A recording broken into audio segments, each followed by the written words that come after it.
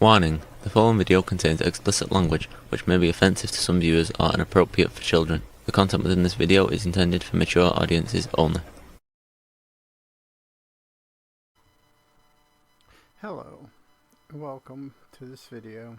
Today we are going to be doing part 2 of Season 1, Episode 3, Marigold and Persephone. Sorry about the video quality on the last video. I evidently had smudged the lens and hadn't realized it, so it's kind of blurry. Hopefully this time I got the lens cleared off pretty well and we'll be able to do this thing. So let's start into it. So that was the speech. It sounded a bit like Dr. Prescott in her manifesto.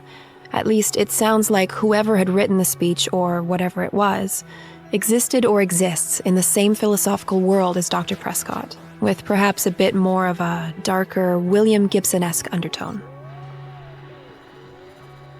I wanted to know what all of this meant, so I typed a question mark into the cat chat application and waited.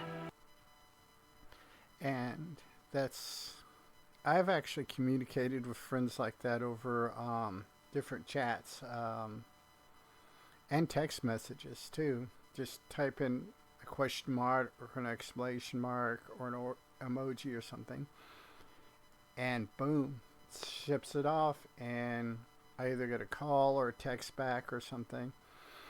It's kind of just several friends, and like my wife, we have certain just, one or two things, boom, enter, send, that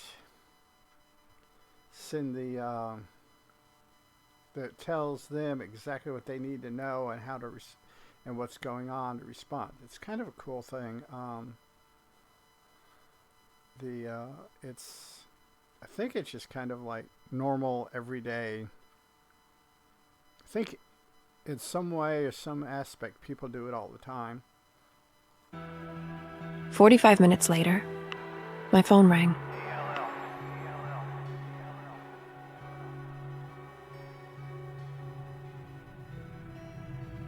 Hey everyone, my name is Terry Miles, and as most of you probably know, I'm the founder of the public radio. We'll just skip over this.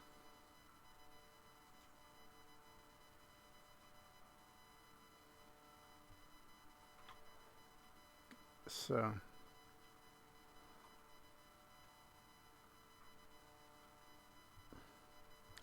I just turned the volume down on the desktop just simply because I didn't feel like editing and cutting between the two. So we got that.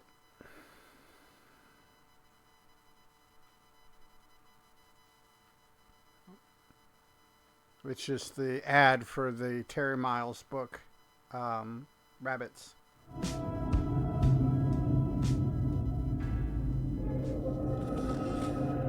Hello? I just got your message.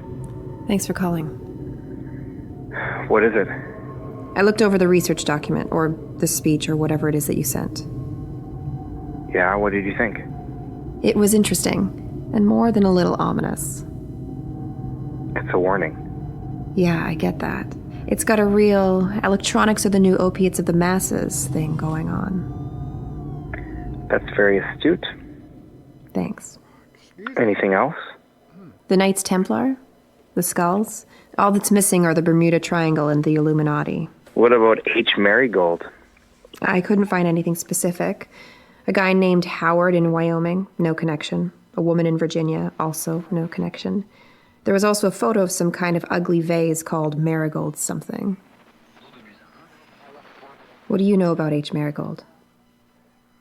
I'm still working on it. Did anything else in either document trigger anything? Like anything at all? Not really. Did you do any further digging into your friend Yumiko's extracurricular activities? If you're not interested in working together, I'm totally fine with that, but I'd like to know now before I waste any more time, okay? No. I'd like to work together, for sure. It's just... I'm hanging up. How many steps to the lighthouse? See, I can understand Jones's reluctance with her not wanting to give information and wanting him to give all the information. That's it. I mean, that's... I can understand that. That's just perfectly normal.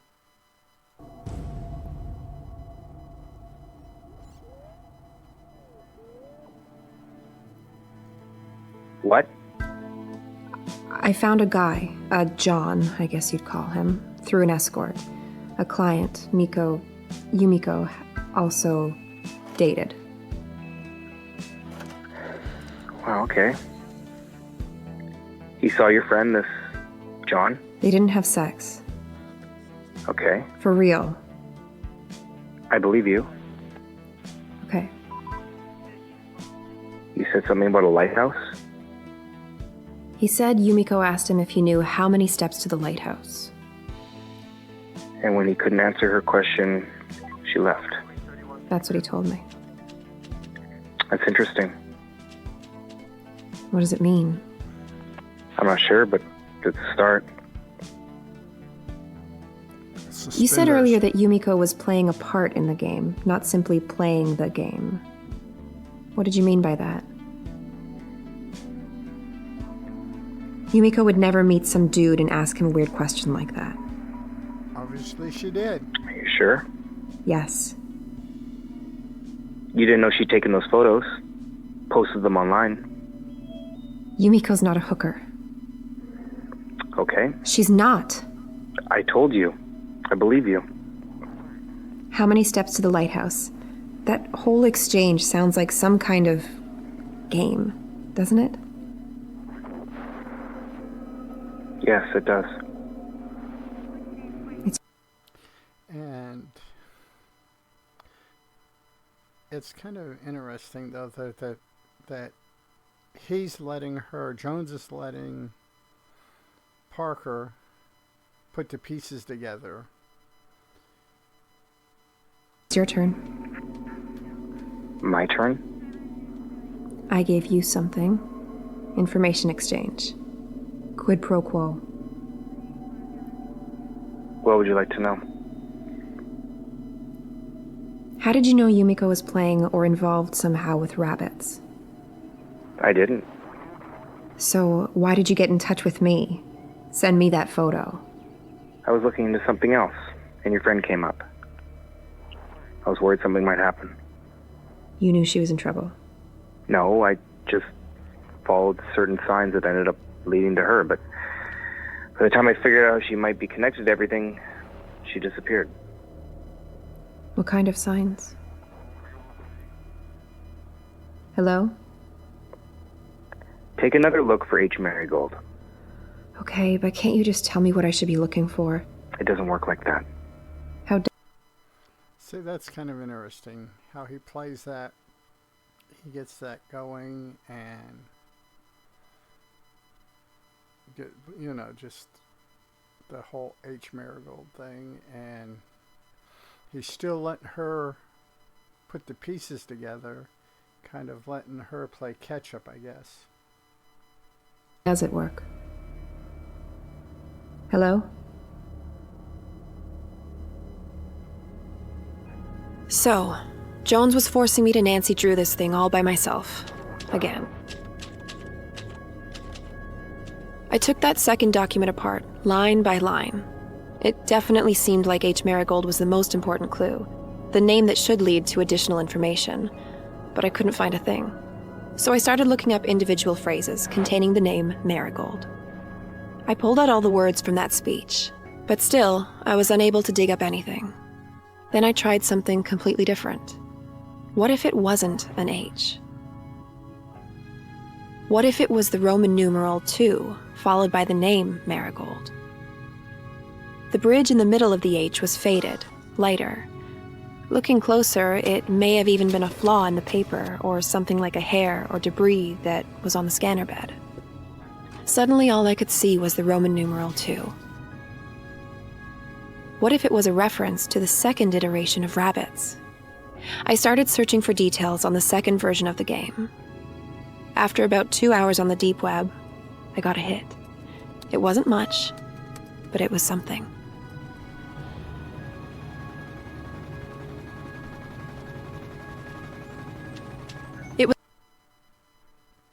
It was pretty... It's interesting, though. I've got glasses on, so I do have impaired vision. But I've made that mistake on a number of occasions where something has gotten on the paper, or something was photocopied or something with lint or something. But it's just one of those things that happens. It was an article from the Seattle Daily Times about the municipal government shutting down a pirate radio station called Marigold that had been illegally broadcasting popular music in the Seattle area for 2 years. The music was only half the story. Along with the records, Marigold broadcast a kind of confessional-style talk radio. The article was dated February 29th, 1965. The first thing that's odd about the article is the date. February 29th, 1965. February 29th happens once every 4 years. The problem is, 1965 is not a leap year. And this is where we go back to those impossible things. Could it have been from 1964, which was a leap year? Just some kind of misprint? It had to be. It was either that, or somebody had gone to a lot of trouble to create a fake newspaper article. Those are the only two explanations that make any sense.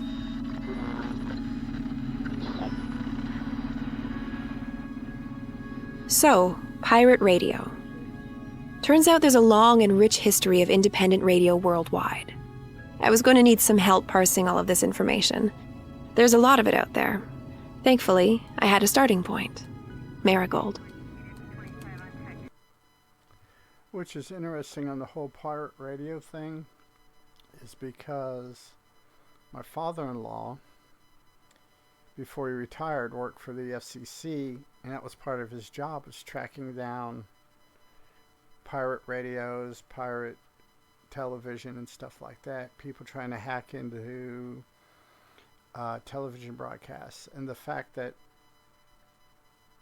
I have that connection, but the fact that things like that actually happened and still happen to this day. I mean, probably the most famous one is probably the interruption of a Doctor Who episode by a Max Headroom wannabe type thing. So, but it happens and still does. I got in touch with a shortwave radio forum moderator named Max, who was willing to chat with me on Skype about all things pirate radio. Hello? Hi, Max. Can you see me? Sure can. Hi. Hi.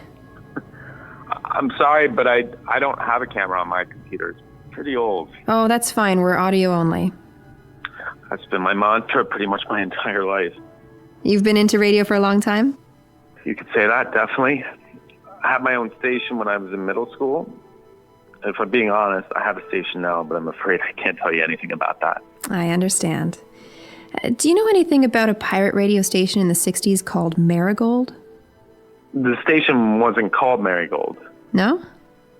No, she was just one of the jocks. Disc jockeys, sorry. She called herself Marigold. What can you tell me about her? Or the station? Well, there's not much to tell. The station only lasted a couple of years. You can listen to some recordings from that time, although they're quite rough.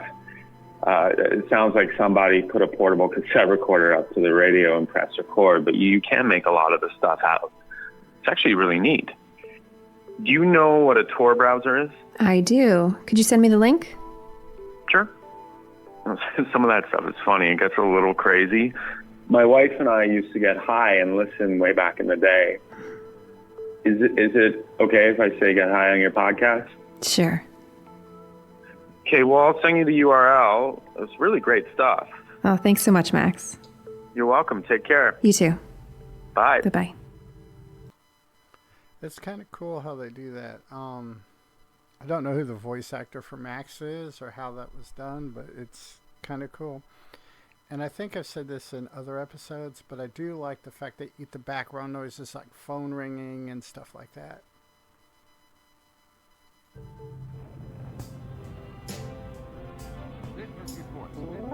There were hours of recordings on that deep website, a lot more than just Marigold's talk radio stuff. She may have been the eponymous DJ whose name became synonymous with the station, but there was all kinds of strange audio on there. From weird local commercials to community calendar event type stuff. There was a great deal of noise and static on most of the recordings, and you can occasionally hear whoever is recording it get up and move around the room. But it's easy to get a sense of what listening to that station might have been like during the period when it was broadcasting live. It sounds like a precursor to some of the more out there college radio stations I've listened to over the years, particularly the stuff that would end up on the air really late at night, when I was supposed to be studying.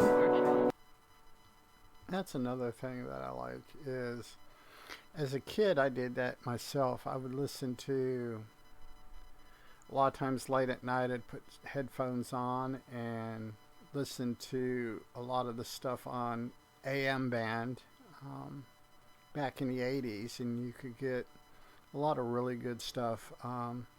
In fact, I could pick up there's a station on the AM band that broadcasted the Dr. Demento show, which was kind of cool. I mean, mind you, this is mid 80s, late 80s, so I don't know what's on the AM band. I may have to do that again. Sit down, break out a radio, and put it on the AM band, and see what I can find.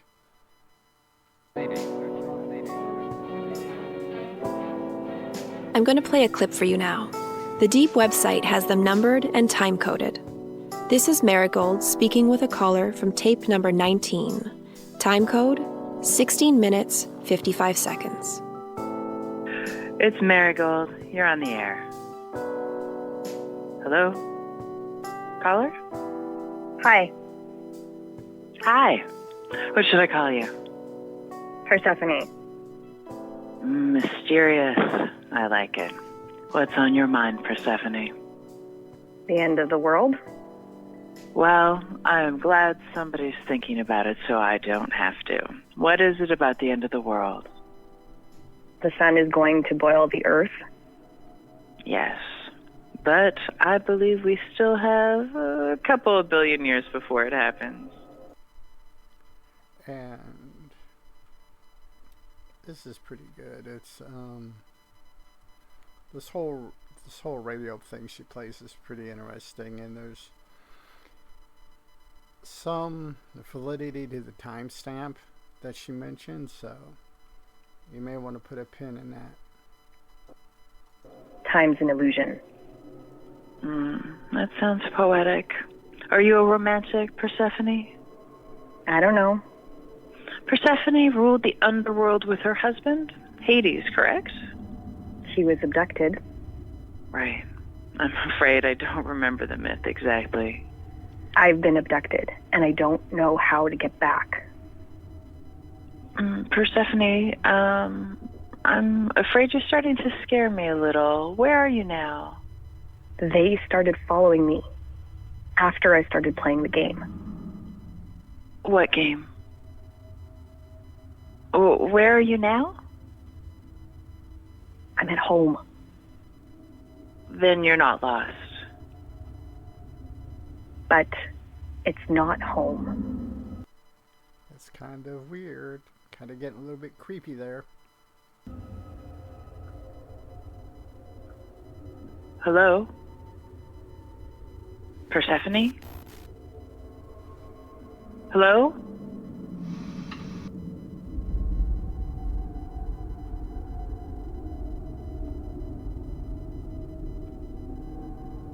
You can hear why I chose that particular recording. I've been through about a third of that audio, but so far, Persephone's mention of a game is the only reference that feels relevant to my investigation. I'll keep you posted if I uncover anything else from the pirate radio station known as Marigold. I contacted Jones and asked him if he'd uncovered anything on his end. He wasn't very forthcoming. I felt like he was being a bit dismissive, in fact, and I let him know it. You can't just be willing to spill when it suits you and be all super cryptic when it doesn't. What do you mean? See? That right there. You know what I mean. I told you about the passenger pigeon and the hooker guy Yumiko asked about the steps and the lighthouse. Only after I threatened to stop calling. You knew Marigold was connected to the second iteration of rabbits, didn't you? Yes. So why not tell me? Why force me to find the information on my own? The type of world you're looking at entering is complex, dangerous, and very difficult to navigate. Okay, so help me navigate it. That's what I'm trying to do. By withholding information? That's part of it. Yes. That doesn't make any sense. You're going to need to be able to read between the lines, see things a certain way, follow certain signs. I can follow signs. Not if you don't know what you're looking for. So tell me. And you'll share everything with me? Quid pro quo. And see, that this, my take on it is that Jones is trying to build up trust with her, and she's just kind of getting frustrated. That's the word, frustrated with him, and he's just simply trying to teach her how to find things, how to do things, and which is a good thing, because if you go through the whole thing getting spoon-fed, you don't actually learn anything. So that works too. And we'll call that good for this episode. And until next time, peace.